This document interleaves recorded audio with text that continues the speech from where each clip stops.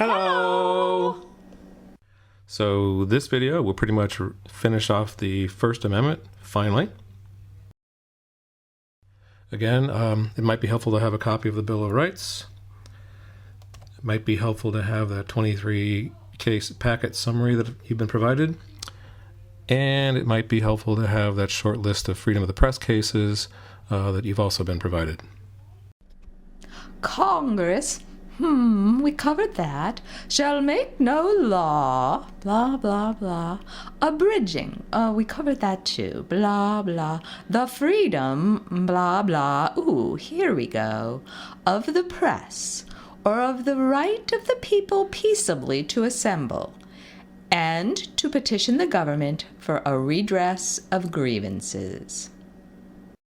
So out of all the rights we've mentioned so far in the First Amendment, freedom of the press, pretty much, I think most people would agree, has the fewest restrictions on it. By most measures, media in the U.S. is among the freest in the world.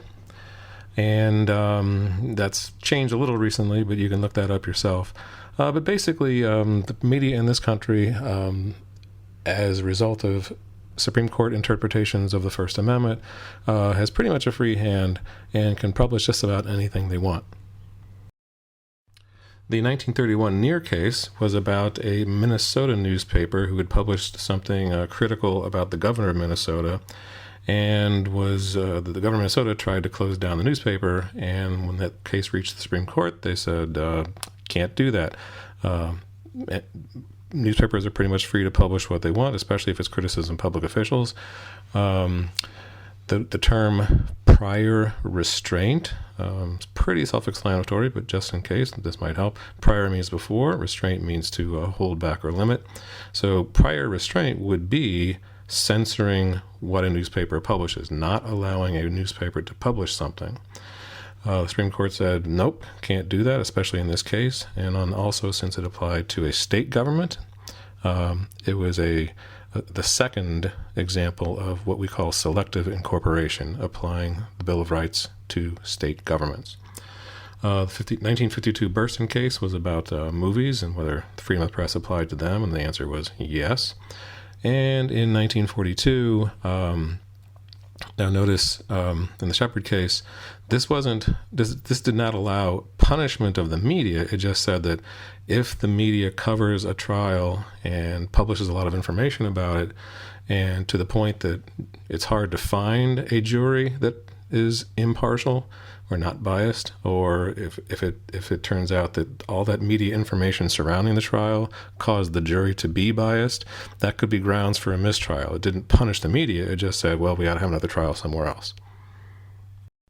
The 1971 New York Times versus U.S. case, one of the most famous cases in American history, and also, by the way, a required case by the College Board.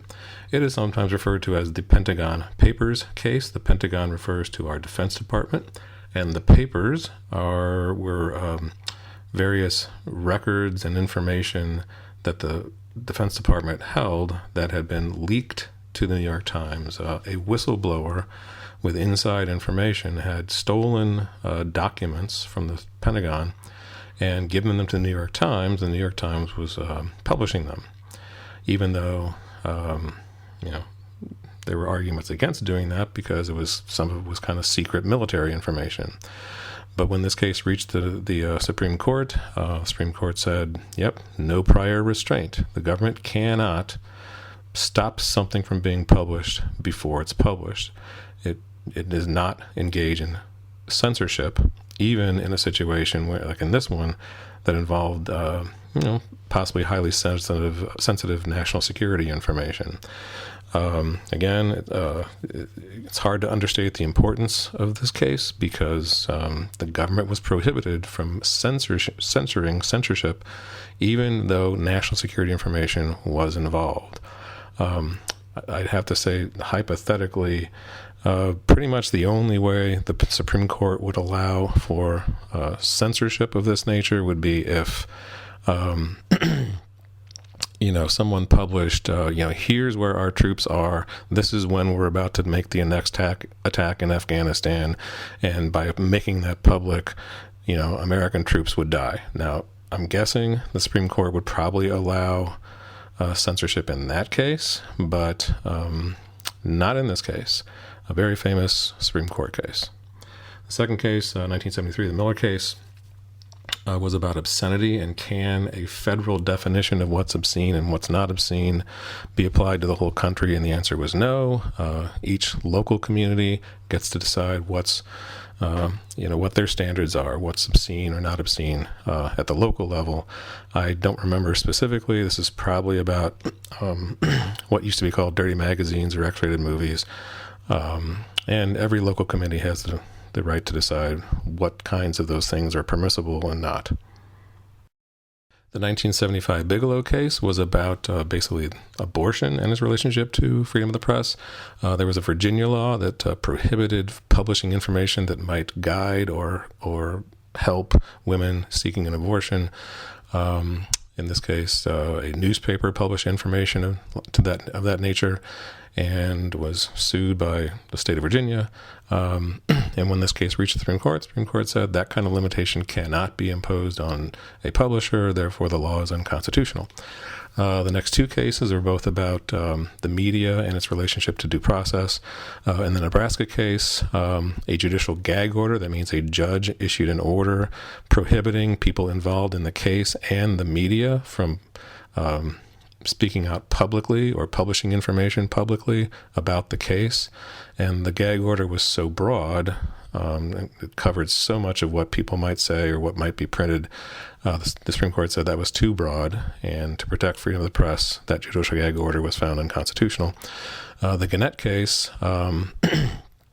was about, could the media be present?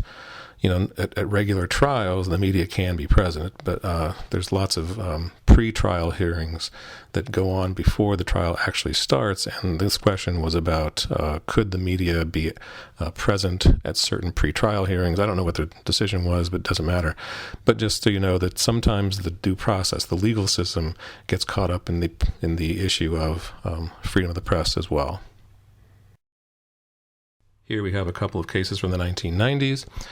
Turner Broadcasting versus the FCC. Remember, the FCC is the federal agency that's charged with regulating broadcast industries like the radio and TV.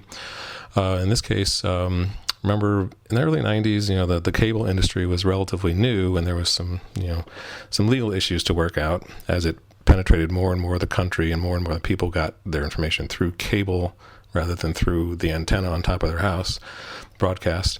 And in this case, the Supreme Court said it's okay to require, for the FCC to require cable operators, like Comcast and Verizon, to require them to also, as part of their channel lineups, they had to also include broadcast stations, local broadcast stations, like NBC, ABC, CBS, PBS, those kind of stations. They didn't want to, because they would rather show, because people could get that anyway without the cable. And what they were trying to fight for was the right to, offer additional channels that people might want. But the Supreme Court said, nope. They have to carry the broadcast stations as well as the strictly cable stations. In the 1997 case was kind of like the 1973 Miller case. This was about a federal definition of what's obscene, and the Supreme Court said there can't be such a thing, and part of the 1996 Communications Decency Act was ruled unconstitutional.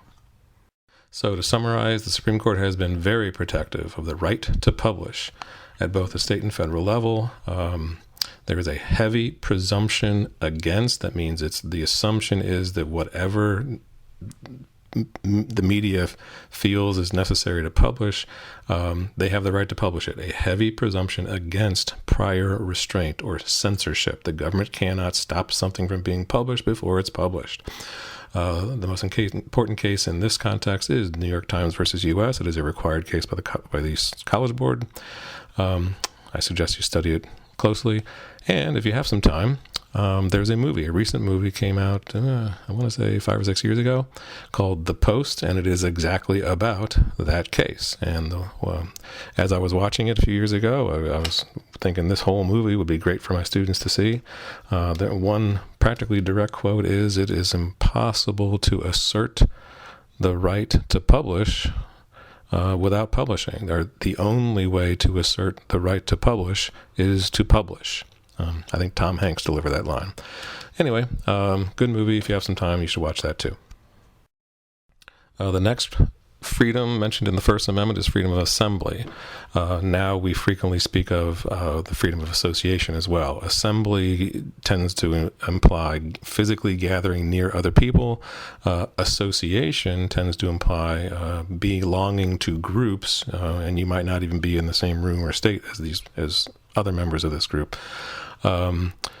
Freedom of assembly usually is used when it comes to the context of physical gatherings like protests or whatever. Freedom of association comes into play when you're talking about labor unions and interest groups.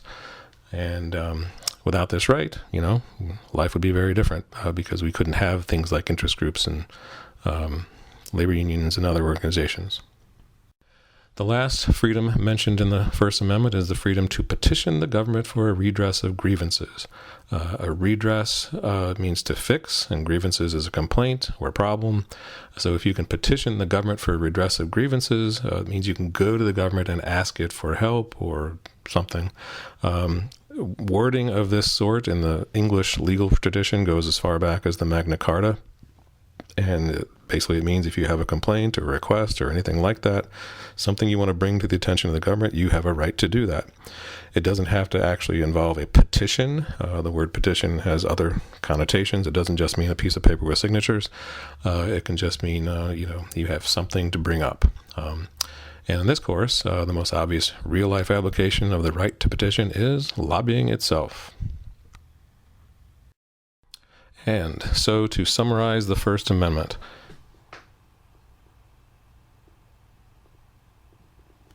a lot of people don't realize that, they look at the First Amendment and they say, oh my God, it just keeps listing all these rights we have.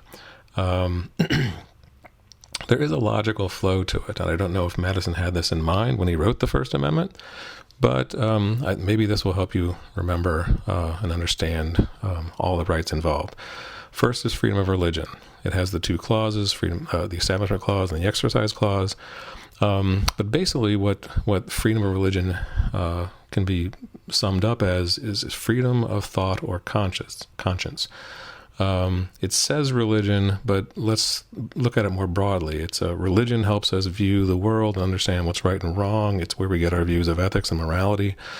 Freedom of religion really means freedom of thought or freedom of conscience. It's how we decide in our own hearts and in our own minds what's right and what's wrong.